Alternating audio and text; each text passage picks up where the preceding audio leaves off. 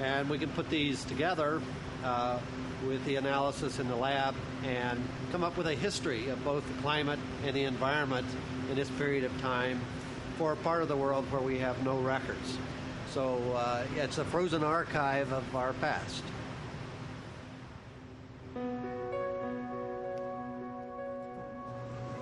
By piecing together information from his global collection of cores, Thomson is seeking evidence of a historical pattern.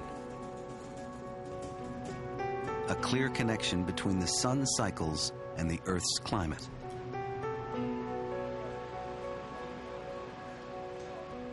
In a laboratory far cleaner than an operating room, every inch of ice is studied.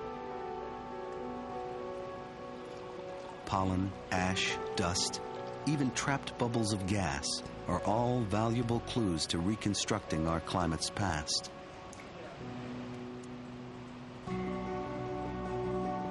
The most intriguing find lies in the chemistry of the ice.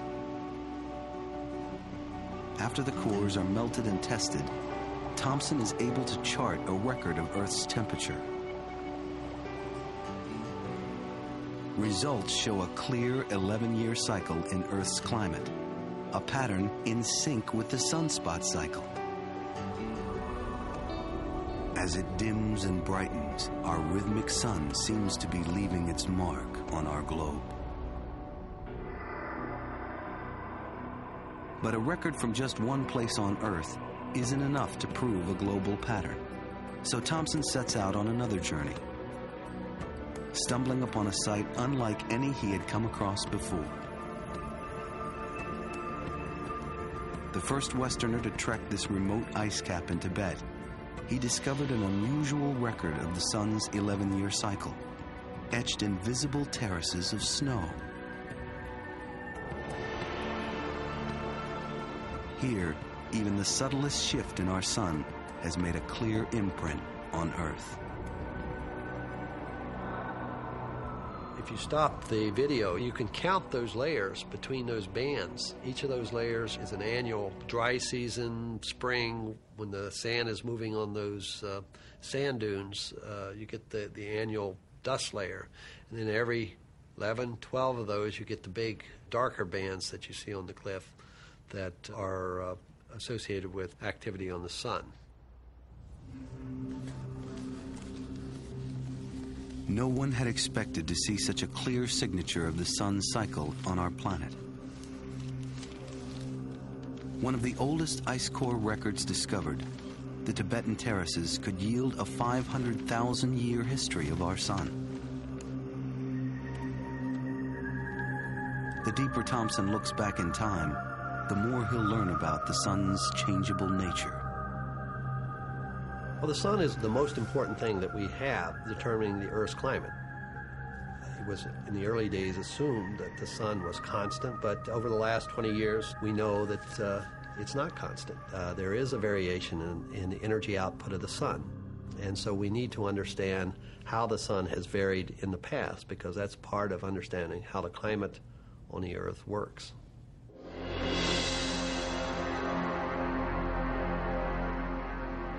As he continues to unlock secrets in ice, Thomson is beginning to piece together what the sun holds in store for us.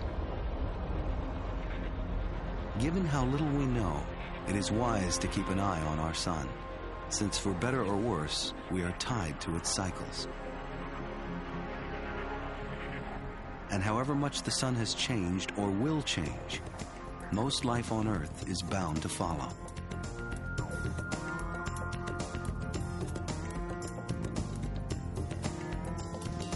Each morning, the sun rises to awaken the world, driving our planet, setting life into motion.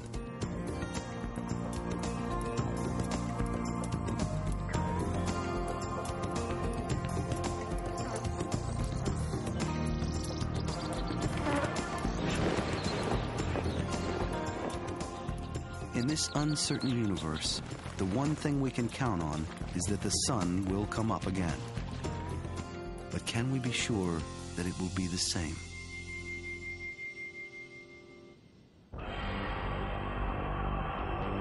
We are just beginning to discover the dark side of the sun. one that blows off streams of hot, highly charged particles into space, the solar wind.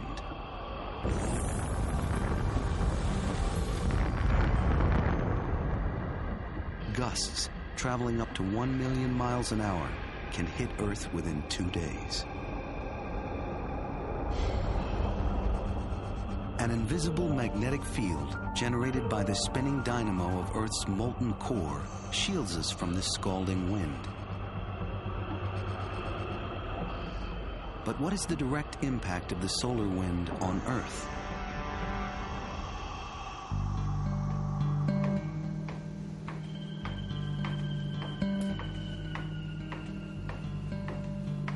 Researchers at the University of California have designed a unique experiment to shed light on this important question.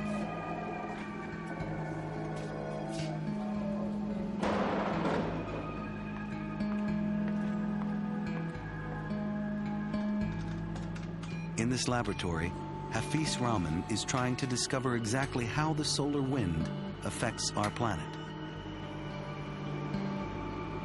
Rahman has put together a model of our solar system. An accelerator will generate a blast of charged particles.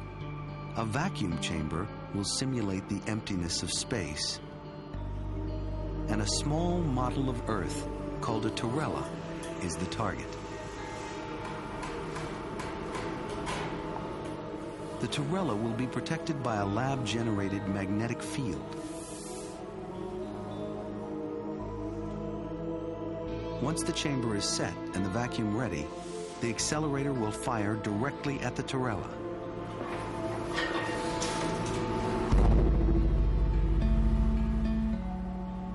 $150,000 amps will generate a wind of particles traveling faster than the speed of sound.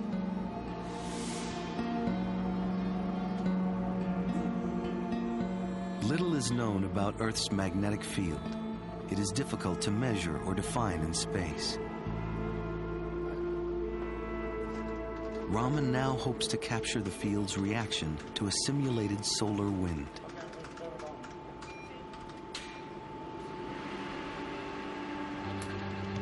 Charging! Charging! Charging! Fire! Science has given shape to an otherwise invisible event. The Torella's field is hammered by the wind, distorting and knocking it out of balance. And in the process, it creates an event we know as the aurora. Cranking up the wind speed a notch to simulate solar max, Rahman now hopes to see a change in the aurora. Sure enough, the polar lights brighten. Rahman has discovered that a faster solar wind creates a bigger aurora. This explains what aurora watchers have long known, that during solar max, the dancing lights are brighter and can be seen farther from the poles.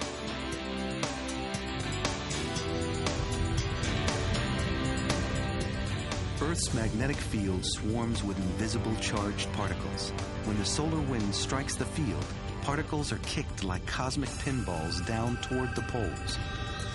There they crash into our atmosphere to create bursts of auroral light.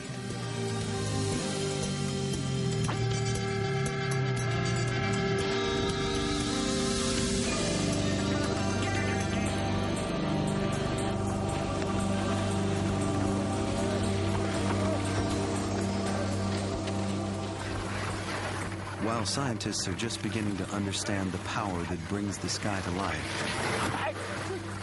those who live near the poles have long had their own interpretations.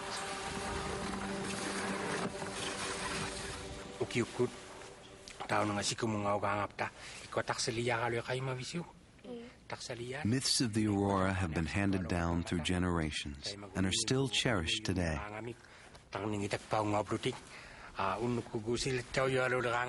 It is said that whistling can call up the lights, but children are also warned not to get too close, else they be swept away.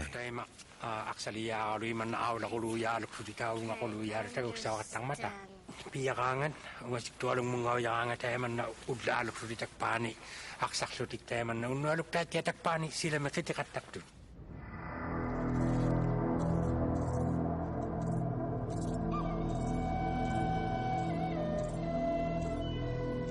Without the polar lights, this land would be dark for much of winter.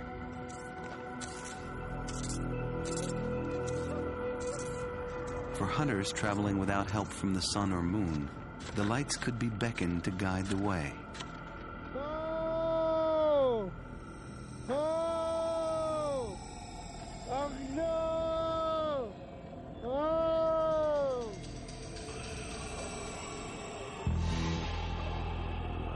For shamans, the aurora offers spiritual guidance for a journey to commune with the dead.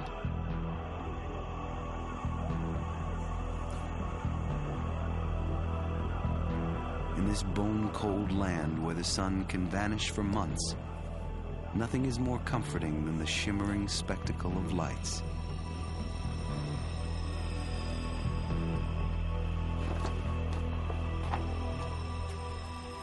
On long winter nights, these Inuit of Hudson Bay recount their own particular tale of the aurora.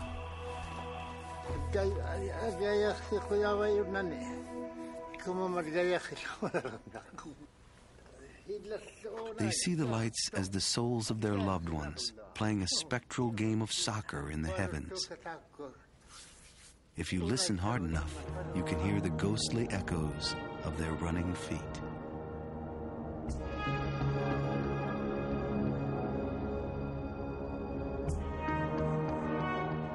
If in some parts of the world people have a spiritual connection with the heavens, in other places, the sun seems irrelevant. Here in New York City, the cycle of day and night is only a faint pulse masked by rhythms of our own creation.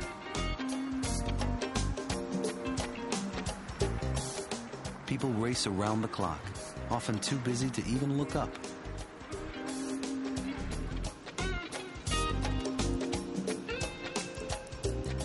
With a virtual world at our fingertips, it's easy to overlook a higher power. There are a number of things that we take for granted every day that can be affected by the sun. Louis Lanzarote is a space physicist at Bell Labs. He tracks advances in telecommunications and is keenly aware of the sun's potential. It is ironical that as we've become more high-tech and we've become more wired, we have tended to forget nature. And in fact, here in New York City, if we go out at night, we don't see the stars in the Milky Way, and we're not enamored of the sky anymore because all the lights block the sky out. It's the same way with the sun. We don't recognize what the sun can do in terms of disturbances on the Earth. Even though we are so-called high-tech, we still forget that nature is a very important player in our everyday existence.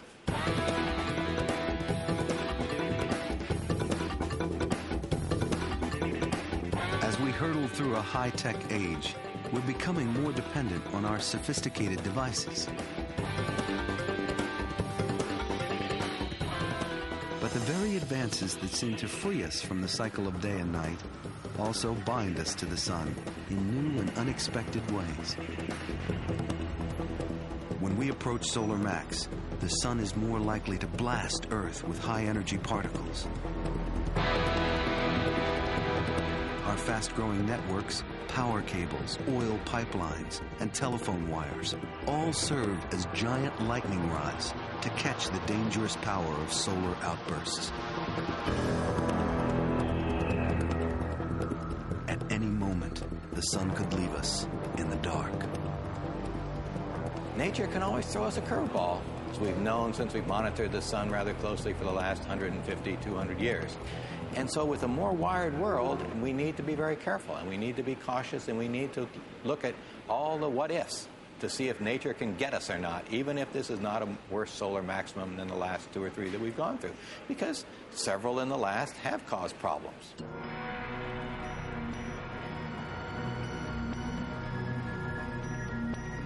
The solar max of 1989 was when we first began to realize just how devastating a solar blast can be.